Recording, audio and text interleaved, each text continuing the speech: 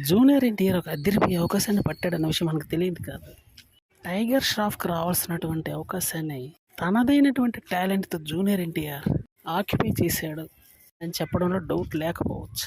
రీసెంట్గా రిలీజ్ కావడానికి సిద్ధంగా ఉన్నటువంటి బడే మియా చోటే మియా మూవీలో నటించాడన్న విషయం తెలియదు కాదు టైగర్ ష్రాఫ్. అక్షయ్ కుమార్ లాంటి మరో స్టార్ హీరో ఉన్నాడు, కానీ ఆ మూవీ మీద అయితే అంచనాలు పెద్దగా లేవనే చెప్పాలి. మరోవైపు వార్ 2 సీక్వెన్స్లో జూనియర్ ఎన్టీఆర్, హృతిక్ రోషన్ భారీ కాస్టింగ్ ఎలాంటిదో తెలియంది కాదు. అందువల్ల ఈ మూవీ మీద అతి భారీ అంచనాలు ఉన్నాయి. ఫోకస్ కూడా జనాలు అదే. ప్రస్తుతానికి ఈ మూవీ మీద ఉందని చెప్పడంలో డౌట్ లేదు. ఒక సౌత్ హీరో, ఒక బాలీవుడ్ హీరో కలిసి నటిస్తున్నటువంటి అతిపెద్ద మూవీ ఇది. అందుకని అంచనాలు అత్యంత భారీ స్థాయిలో ఉన్నాయి ఈ మూవీ మీద. ఈ మూవీ కానీ బ్లాక్ బస్టర్ అయిందంటే ఇక మామూలుగా ఉండదని చెప్పాలి. జూనియర్ ఎన్టీఆర్ యొక్క అదృష్టం పీక్ స్టేజ్లో ఉందని చెప్పడంలో డౌట్ లేదు.